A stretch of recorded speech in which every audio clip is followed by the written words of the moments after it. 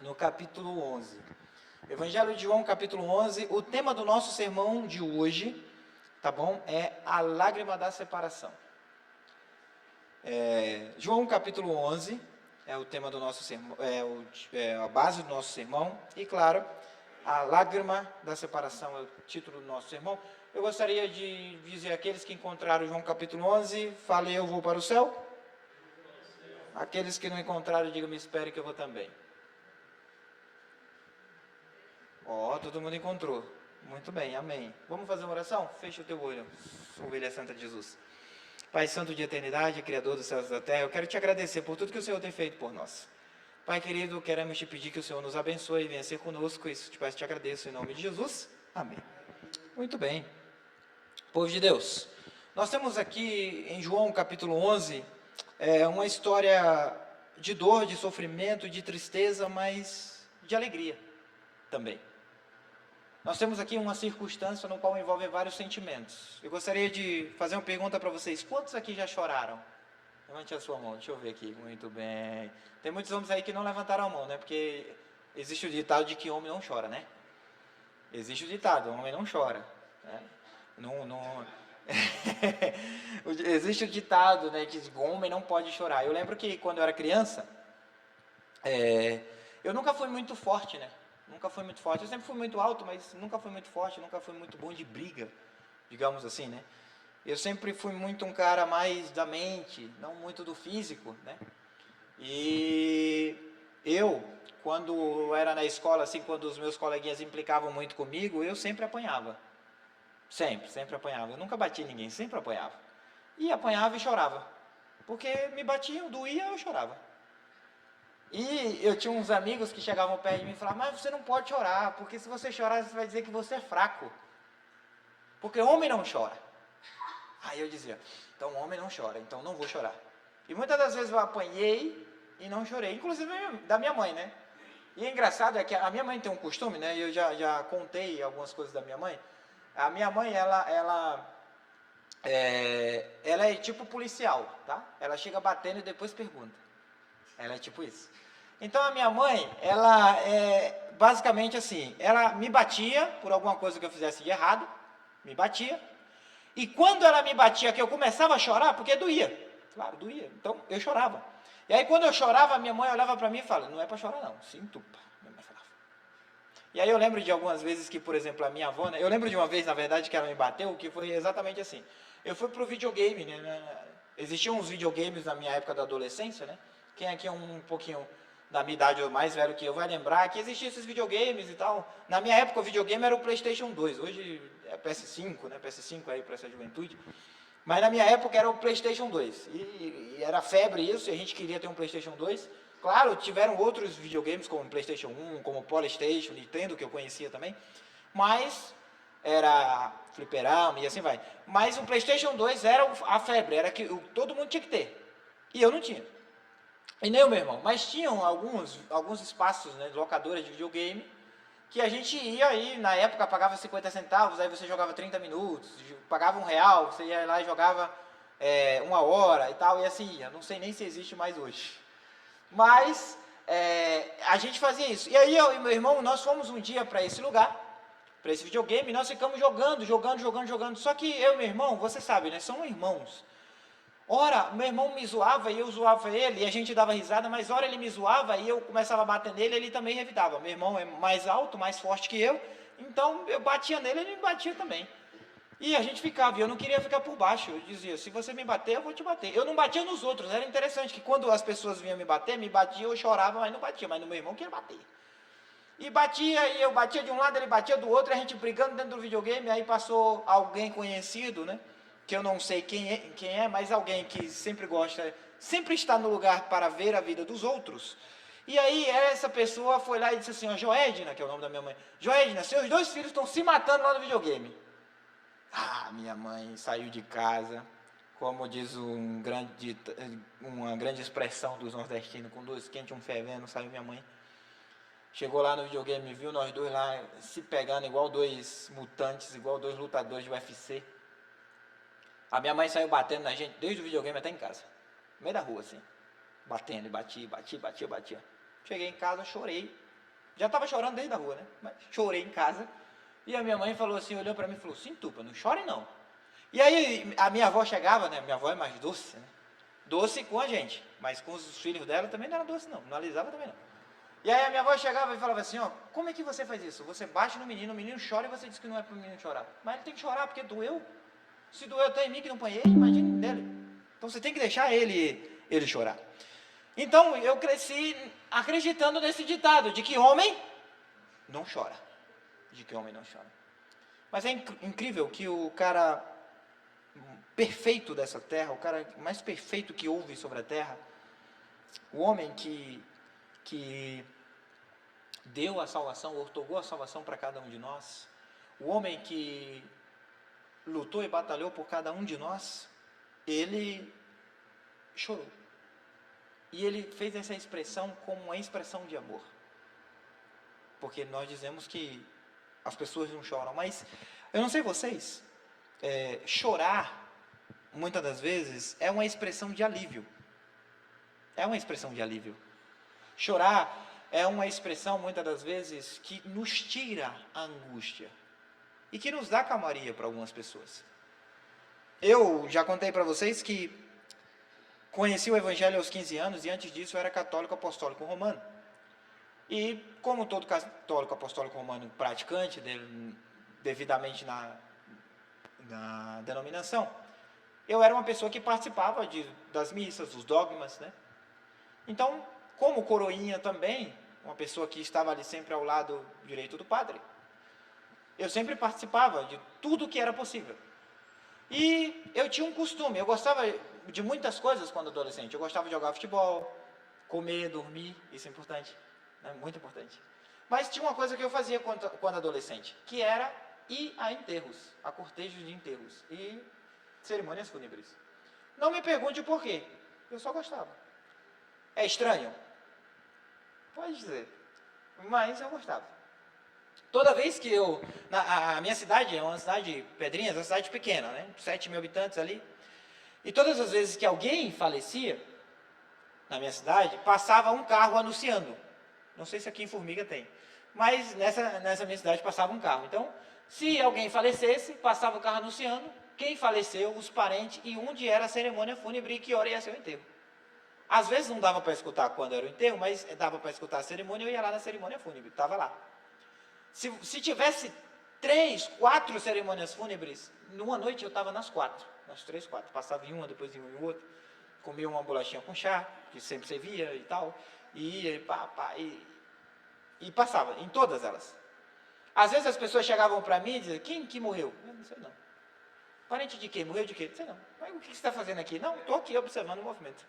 E era basicamente assim. E aí, saía depois, chegava lá na viúva, no viúvo, quem fosse, desejava os sentimentos, dizia meus pêsames. Não conhecia muitas das vezes, mas chegava lá e tinha que prestar condolência. E aí, perguntava, que hora que vai ser o sepultamento? Ah, o sepultamento é tal hora. Às vezes o sepultamento era na hora da minha aula na escola. Eu matava a aula na escola para poder ir para o cortejo. Ia e seguia. E era interessante que, muitas das vezes, não era meu parente, eu nem conhecia, talvez era parente de umas pessoas que moravam na cidade, mas morreu em outro lugar, morreu em outra cidade, e chegou lá para enterrar ali, mas eu ia. E era o último a sair. Era o último. Chegava lá, jogava uma flor, jogava um pouquinho de terra, e o coveiro lá, fazendo o sepultamento, às vezes o sepultamento era na carneira, que nós chamamos, né, quando eram as gavetas e tal, e colocavam lá, e eu era o último a sair. Saía do cemitério e fazia assim com todos os enterros, todos os sepultamentos que ele tinha. Todos. Quando era dia 2 de novembro, nós sabemos que no dia 2 de novembro nós temos um feriado. Qual que é o feriado? Dia de finados. Como costume católico, eu ia para onde? Cemitério. Tinha missa lá pelos finados. E eu ia para lá. E era interessante que eu sabia onde cada pessoa estava enterrada. Se chegasse um familiar e dissesse assim, eu quero saber onde tal pessoa está enterrada aqui, eu não lembro mais. Eu digo, você vai pegar aqui, quando você passar a terceira cova à esquerda, você vai entrar, a segunda direita vai ser ela. O pessoal chegava lá e era. Falava assim, mas esse menino sabe, eu achava até que eu era coveiro. Eu até ameaçava o trabalho do coveiro, porque eu sabia onde estava todo mundo ali enterrado. Mas uma coisa que eu notava muito era que as pessoas choravam por seus entes queridos que já tinham ido, talvez recentemente ou até muitos anos atrás, né? Mas uma coisa que eu observava também era que nós, quando morremos, somos mais queridos do que quando estamos o quê? Em vida. Em vida, isso é verdade. Por exemplo, a minha bisavó, a minha família, muita gente não gosta da minha família lá na cidade. Não gosta. Tem gente que, se você chegar lá e falar assim, ah, você conhece a Regina? Vai fazer descaso de você, porque você me conhece, mas porque ela teve uma briga com um antepassado, um familiar meu, e não gosta de mim por conta dessa briga. Que eu não tenho nada a ver, mas ok. Aí, tem gente que não gostava da minha família. E era interessante que o pessoal falava muito mal, por exemplo, da minha bisavó.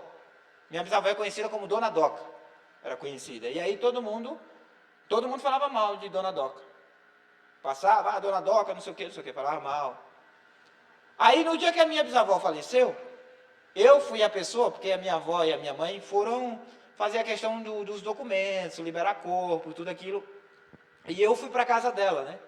Para poder ajeitar as coisas lá, para preparar, para poder a funerária chegar e tal, enfim, fazer tudo lá que tem que fazer. E aí, quando colocaram o corpo da minha bisavó lá, as pessoas chegavam, olhavam e diziam assim, ô, Dona Doca, era uma pessoa boa. E eu ficava assim, mas esse cabo não estava falando mal dela no dia desse, quando ela estava viva? E era bem assim. Então eu comecei a observar que nós somos pessoas boas só quando nós morremos. Quando nós estamos vivos, não somos pessoas boas. Somos um Zé Ninguém, ninguém liga pra gente. Mas quando a pessoa morre, se torna boa. E eu comecei a observar isso. E aí, quando eu ia para o cemitério, uma coisa que eu comecei a observar mais ainda é que as pessoas te visitam quando você morre. Quando você está em vida, ninguém liga para você, ninguém quer te visitar. Eu sei que tem pessoas que não gostam de visita. Eu, particularmente, gosto de visitar as pessoas. Simplesmente porque, geralmente, quando eu visito, sempre tem comida. Não só nesse interesse, mas eu gosto também. Mas eu gosto de visitar as pessoas. A minha vida inteira foi visitando as pessoas. E também eu gosto de receber visita. Quando alguém chega e fala, eu gostaria de te visitar. Vem, vamos conversar, vamos bater papo aqui. E eu gosto disso. Porém, quando nós morremos, as pessoas sentem, parece, nossa falta de uma maneira que as pessoas gostam de frequentemente nos visitar. E as pessoas iam visitar aquelas pessoas. E aí eu pensava o seguinte, que quem tinha vela, porque nós com essa cultura, quando nós acendíamos vela, quem tinha vela significava que alguém lembrou daquela pessoa. Quem não tinha vela, ninguém lembrou. Aí eu olhava para uma cova, às vezes uma sepultura, tinha lá o quê? 20, 25 velas. E a outra não tinha nenhuma. Eu falava, não pode. Aí o que era que eu fazia? Eu apagava metade das 25, tirava daquela sepultura, colocava na outra e acendia as 25. Eu dizia, agora está tudo certo. Era tipo um fiscal do cemitério. Era basicamente isso. E eu fazia isso em todas as sepulturas, passava de uma por uma. Enquanto o padre lá estava celebrando a missa, eu tinha que fazer a minha função ajudando ele, eu ia fazer a fiscalização das sepulturas do cemitério, das velas. Só que o coveiro, ele também via isso. Só que o coveiro, ele via de uma maneira assim, ele pensava, alguém está roubando essas velas. E eu apagava, botava em outra, mas ele não via, ele não contava. Ele achava que alguém estava tirando, não estava colocando no lugar e estava roubando as velas. Uma hora ele me viu apagando. E aí você imagina só, o padre celebrando uma missa, todo mundo ali que estava devoto, acreditando no que estava acontecendo ali, e agora eu tenho que passar pelo meio do povo, pelo meio do padre, correndo, porque o coveiro estava correndo atrás de mim. E eu vou na frente do cemitério, e ele vai atrás, eu vou na frente, ele vai atrás, eu vou na frente, ele vai atrás. E aí quando chegou, tinha uma sepultura bem alta, assim, e aí como eu estava na frente, o mais novo, mais rápido, aí o que foi que aconteceu? Eu entrei assim nessa sepultura e fiquei sentado. E ele passou correndo. E aí eu fiquei ali, escondido, né? Contei um tempo, uns 10, 15, digo, não vou sair agora, porque se eu sair agora ele vai me ver. Quando passou um tempo, eu levantei. Quando eu levantei, que eu olhei, passou um vulto branco assim por mim, que eu dei uma carreira para casa, que foi a última vez que eu fui no cemitério. Porque eu acreditava que era uma alma que veio fazer alguma coisa comigo. Mas notando aquelas pessoas ali chorando, eu vejo que nós choramos por muitos motivos na vida. Mas o que mais nos faz chorar, muitas das vezes, não é a dor física, mas sim a dor da separação. A dor de ser separado de alguém. Às vezes nós choramos, inclusive, não só quando morremos, mas quando nós estamos em vida ainda, por termos sido separados de alguém. E nós acabamos chorando porque nós sentimos saudade. E sentimos que aquela separação nos afeta. Eu gostaria de ler com você o versículo 35 do capítulo 11 de João, que diz assim: Jesus chorou. Jesus chorou. Há quem diga que esse versículo é o menor versículo da Bíblia. Mas na verdade em algumas versões não é. Ainda existe um menor que esse. E Jesus chorou, a Bíblia diz. Mas Jesus chorou por um cara chamado Lázaro. Jesus chorou por um cara chamado Lázaro. Você pode notar esse versículo aqui, Jesus chorou. Você pode pensar o seguinte: o que eu posso pensar num versículo que diz Jesus chorou? O que eu posso extrair de lição para a minha vida num versículo que diz Jesus chorou? Ponto 1, que nós podemos extrair na nossa vida. Jesus, ele chorou por Lázaro, porque Jesus sabia que ali estava o estado da maior corrupção do ser humano. Jesus chegou num ponto de pensar assim: Lázaro está morto por conta dos pecados que praticamos em nossa vida e porque o salário do pecado é a morte. Mas que se ele fosse obediente, que se os seres humanos fossem obedientes e obedecessem a minha palavra, estes mesmos não morreriam. Jesus sabia que iria ressuscitar Lázaro. Mas ele estava numa situação de dor e sofrimento ali na qual ele tinha perdido alguém tão querido por conta de algo que ele nunca praticou e nem queria que os seres humanos praticassem. E que ele saberia que futuramente ele morreria por estes mesmos pecados. O interessante para anotar para a nossa vida é que Lázaro, ele não era apóstolo. Lázaro, ele não era ninguém importante. Mas Jesus, ele chorou por Lázaro. E Jesus, ele chorou por Lázaro pelo ponto central, pela ideia central desta mensagem hoje.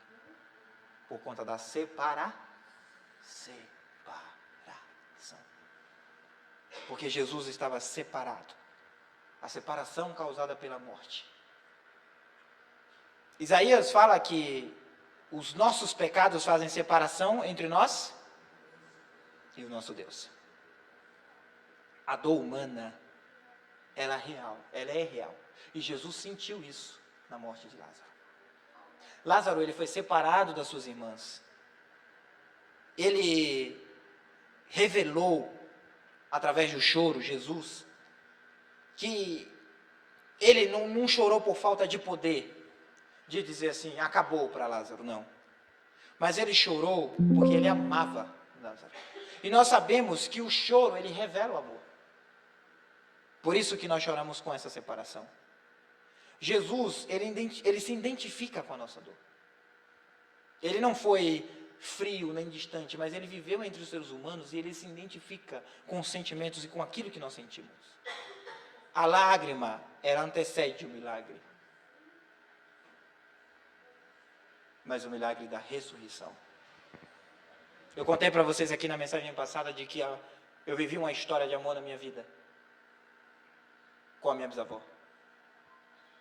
A pessoa que eu mais amava nesse mundo. E que me deixou. E que eu sei que em algum momento ela iria me deixar. E que nós seríamos separados. Mas é interessante que foi bem gradual, sabe?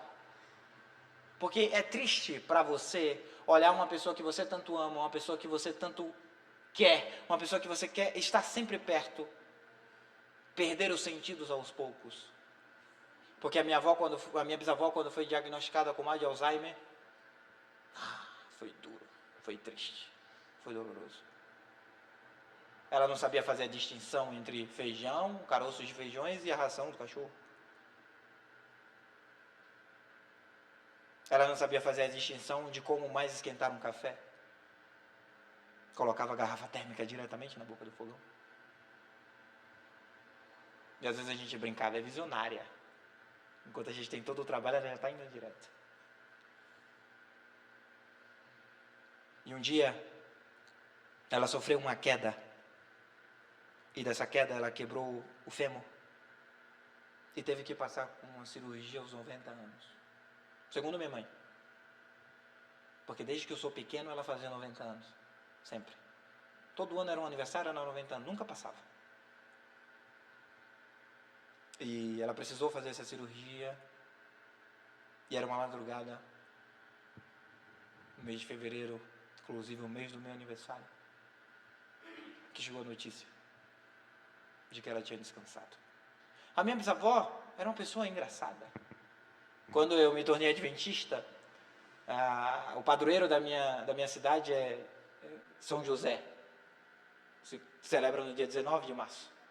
E aí é uma das procissões mais famosas lá. E muitas pessoas saem de outras cidades, inclusive, para poder celebrar ali a festa do padroeiro. E a minha bisavó, católica, muito católica, estando ali em todas as procissões, ela chegava a brincar comigo e dizia assim: meu filho, não dá inveja não. Eu falava: inveja de quê, minha avó? O meu povo, um povo tão grande assim, o seu povo um pouquinho. Ela dizia. Eu falava: a senhora está falando da igreja? Vocês um pouquinho de gente. E eu brincava com ela, eu digo: não vai dar inveja. Porque sabe, esse povo grande que a senhora vê, e esse povo pequeno que a senhora também vê, todos os dias viveremos no céu juntamente como irmãos. O interessante é que quando a minha bisavó descansou, enquanto eu auxiliava na casa dela, eu não consegui chorar. Eu vi a minha avó e a minha mãe aos prantos, aos desesperos de muitas vezes eu ter que ficar em pé por várias horas para segurá-las. E não reclamo disso. Eu lembro de muitas vezes que muitas pessoas chegaram para mim e falavam assim: mas eu era uma pessoa boa, e por que isso aconteceu? E eu ser a pessoa responsável de responder para as pessoas o porquê das coisas acontecerem, que não é tão fácil. Mas eu não chorei. Mas eu não chorei, não foi porque eu não revelei amor, não foi porque eu não sentia a separação dela, mas era porque eu não conseguia, de fato, me expressar naquele momento. E passou-se um tempo, e passou-se outros tempos, passou-se anos, e depois de anos, eu me recordei dela, no dia da sua morte, e chorei igual um recém-nascido. E naquele momento eu entendi qual foi o sentimento que Jesus sentiu por Lázaro. Jesus ressuscitou Lázaro, como nós sabemos, quando disse: Lázaro, sai para fora, e ele veio. Mas desde o Gênesis até o Apocalipse, você sabe qual é o maior sonho de Deus? Sabe qual é o maior sonho de Deus? Não sabe? O maior sonho de Deus é habitar com você. Esse é o maior sonho de Deus. Deus, ele escolheu um povo, para quê? Para habitar com eles. Deus, ele, quando ia visitar Adão e Eva, ele fazia o quê? Ele via Adão e Eva o quê? Face? Para habitar com eles. Quando eles pecaram e não podia mais habitar com eles, Deus, ele criou um mecanismo para poder habitar. A minha presença vai estar aí através dos mandamentos, a minha presença vai estar aí através dos profetas, a minha presença vai estar aí através do santuário, da Arca da Aliança, a minha presença vai estar entre vocês através da palavra, a minha presença vai estar através das músicas, dos louvores, dos hinos, da igreja. Porque o maior sonho de Deus é habitar com cada um de nós. É por isso que ele fez um novo céu e uma nova terra, para colocar você para viver ali eternamente. Porque Deus, ele não reconhece a separação. A separação, a destruição é um ato estranho para Deus. Porque ele quer viver com você. E por isso Jesus chorou. Porque ele não reconhece um ato desse como um ato criado por eles. E por isso Apocalipse capítulo 21, versículo 4 diz: e lhes enxugará dos olhos toda lágrima. Já não existirá mais pranto, nem morte, nem dor, porque as primeiras coisas passaram. Não haverá mais separação. Não haverá um aqui numa esquina, um outro em outra esquina. Um dizendo, eu vivo a minha vida, você vive a sua. Eu te perdoo, mas é cada um no seu lado. Separação não existe para Deus. Porque Deus, Ele revela o seu amor cada vez mais na sua habitação, em habitar com cada um de nós. Que Deus nos abençoe e que possamos entender que Deus, Ele quer viver em nosso coração, em nossa vida, no dia de hoje, em todos os dias, até que venha a grande volta dEle e a salvação, e que a separação é um ato estranho para Deus. Saiba, todas as vezes que você se separa dEle, isso não é teologia, isso não é história, mas isso é algo da mente do Reginã. Todas as vezes que nós nos separamos dEle, todas as vezes que nós pecamos, eu imagino Jesus fazendo o mesmo ato que fez com Lázaro, chorando. Porque nós estamos separados dEle. E Ele não quer isso. Porque a pior coisa que você pode ouvir não é a rejeição humana, mas é naquele grandioso dia, Jesus olhar para você e dizer, apartai-vos de mim, porque eu não te conheço. E aqueles que estão separados de Cristo não o conhecem. Mas que possamos agora voltar para Ele, entender que Jesus é o único e melhor caminho. Vamos ficar de pé, todos juntos? E vamos cantar um hino, uma ação sobre o monte. E em seguida eu vou orar pela vida de cada um de vocês.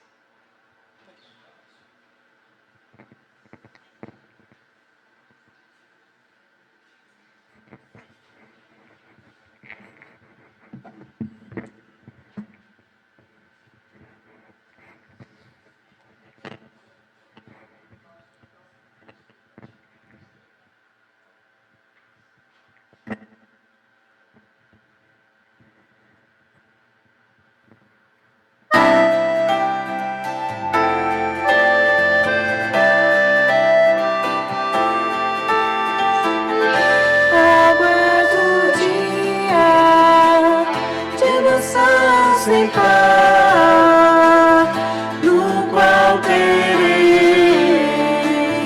um belíssimo lar, entre colinas e vales formosos, onde se avista a cidade eterna.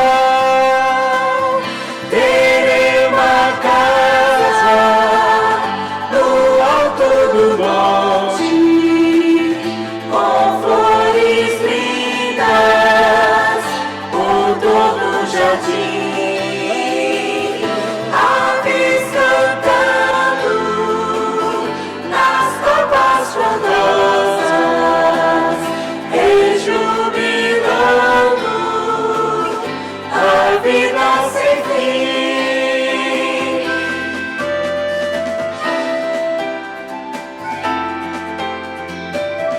Manhãs bem claras, sem nuvens escuras, o sol radiante está sempre a brilhar. Animaizinhos sem susto temores, entre crianças a correr e a brincar. Terei uma casa no alto do monte, com flores lindas por todo o jardim, aves cantando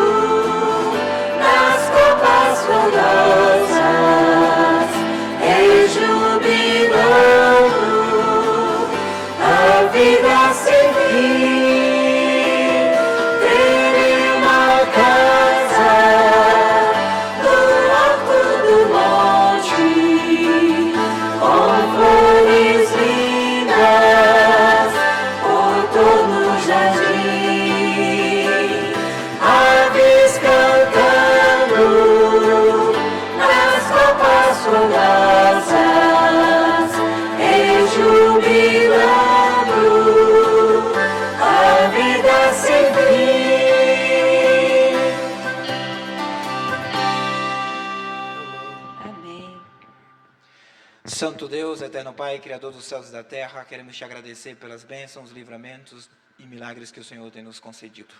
Agradecemos por mais uma vez estarmos em tua santa casa de oração e aqui aprendemos um pouquinho mais sobre ti. Te agradecemos, ó Deus, por tudo que fizeste por cada um de nós e nos deste também, por todas as oportunidades. Te peço que o Senhor nos abençoe e nos leve para casa em paz e tranquilidade, perdoe os nossos pecados e nos proteja. Isso te peço e te agradeço, em nome de Jesus. Amém.